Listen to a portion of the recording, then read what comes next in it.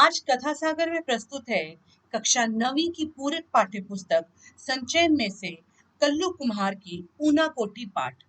यदि आपको हमारे चैनल पर रचनाएं पसंद आ रही हैं तो उन्हें लाइक, शेयर और सब्सक्राइब कीजिए। नई नोटिफिकेशन के लिए बेल आइकन को दबाएं तथा कमेंट बॉक्स में अपने कमेंट अवश्य लिखिए। लेखक के विक्रम सिंह द्वारा रचित अध्याय कल्लू कुम्हार की ऊना कोटी में भारत के पूर्वोत्तर राज्य त्रिपुरा के सौंदर्य का वर्णन है। पाठ का सार इस प्रकार है। लेखक सुबह जल्दी नहीं उठता। आमतौर पर वह सूर्योदय के समय उठकर चाय के साथ अखबार पढ़ लेता है। अखबार में लेखक का ध्यान ज्यादा नहीं रहता। अखबार तो सरसरी तौर पर दुनिया से जुड़ाव का एक साधन मात्र है। एक सुबह अचानक लेखक की दिनचर्या में व्यवधान पड़ गया। वह जागा तो लगा कि कहीं बम फट रहे हैं। पता चला कि बिजली की चमक के साथ बादल गरज रहे हैं। बादलों की तीव्र गड़गड़ाहट की आवाज और बिजली की चमक से लेखक का ध्यान उस समय पर गया जब वे त्रिपुरा के एक गांव ऊनाकोटी में गए थे। वहां भी इसी तरह का नजारा था। लेखक दिसंबर 1999 में ऑन द रोड शीर्षक से बनने वाली एक टीवी श्रृंखला के सिलसिले में त्रिपुरा गया था। त्रिपुरा भारत के पूर्व में स्थित एक छोटा सा राज्य है। यह तीन तरफ से बांग्लादेश से घिरा हुआ है। शेष भारत के साथ इसका संबंध मिजोरम और असम के द्वारा होता है। इस राज्य की राजधानी अगरतला है, जो सीमा चौकी से सिर्फ 2 किलोमीटर के फासले पर है। यहाँ ज्यादातर आदिवासी निवास करते हैं। पहाड़ी इलाका होने के कारण यहाँ जीवन जीना कठिन होता है। राजधानी अगरतला में अनेक मंदिर व महल हैं। यहाँ का मुख्य महल उज्जैन महल है। यहाँ बौद्ध धर्म का प्रभाव है तथा अनेक बौद्ध मंदिर स्थित हैं। त्रिपुरा के 19 कबीलों में से 2 महायानी बौद्ध थे। अगरतला के बाहरी हिस्से पेचार थल में एक सुंदर बौद्ध मंदिर है, जिसकी मूर्ति 1930 के दशक में रंगून से लाई गई थी। त्रिपुरा में संगीत की जड़ें काफी गहरी हैं।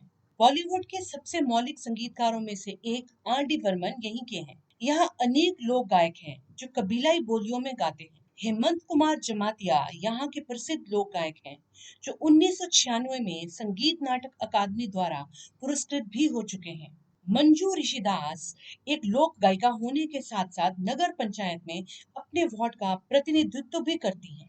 त्रिपुरा में आए दिन उपद्रव होते रहते हैं। यहाँ सीआरपीएफ विद्रोहियों से कड़ा मुकाबला करती है। टिलियामुरा से मनु नामक कस्बे तक 83 किलोमीटर का रास्ता जोखिम भरा है। यहाँ का ट्रैफिक सीआरपीएफ की सुरक्षा में चलता है। लेखक को इस मार्ग पर शूटिंग करने में डर भी लगा। त्रिपुरा में जंगल भी काफी है। इस क्षेत्र के जंगलों में अक्सर विद्रोही बंदूकों के साथ छिपे रहते हैं। एक जवान ने बताया कि 2 दिन पहले उनका एक जवान विद्रोहियों द्वारा मार डाला गया।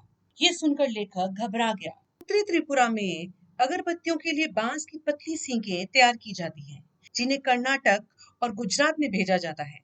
यहाँ का मुख्यालय कैलाश शहर है, जो बांग्लादेश की सीमा से काफी करीब है। यहाँ के जिलाधिकारी द्वारा बताया गया कि यहाँ आलू की एक अलग किस्म की खेती की जाती है, जिसे टरू पोटैटो सीड्स कहते हैं। इसका निर्यात बांग्लादेश, मलेशिया व वियतनाम आदि देशों में किया जाता है। पड़ोसी राज्यों को भी इस आलू का निर्यात किया जाता है। जिलाधीश ने लेखक को बताया कि यहाँ से कुछ दूर ऊनाकोटी नाम की जगह है, जो एक शैव तीर्थ है। लेखक की उत्सुकता बढ़ी। वह वहां की यात्रा के लिए तैयार हो गया। जिलाधिकारी द्वारा किए गए सुरक्षा इंतजामों के कारण वे सुबह 9 बजे वहां पहुंच गए। ऊनाकोटी का मतलब है एक कोटि, यानी 1 करोड़ से एक कम। एक दंत कथा के अनुसार यहाँ शिव की 1 करोड़ से एक कम मूर्तियां हैं। पहाड़ों को काटकर विशाल आधार मूर्तियों का निर्माण किया गया है। गंगा नदी के धरती पर आने का पूरा चित्रण इन चट्टानों पर किया गया है। इसी स्थान पर शिव की सबसे विशाल आधार मूर्ति है।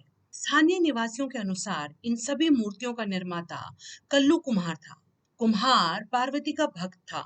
उसने शिव से जिद की कि वे भी उसे अपने साथ कैलाश पर्वत ले जाएं।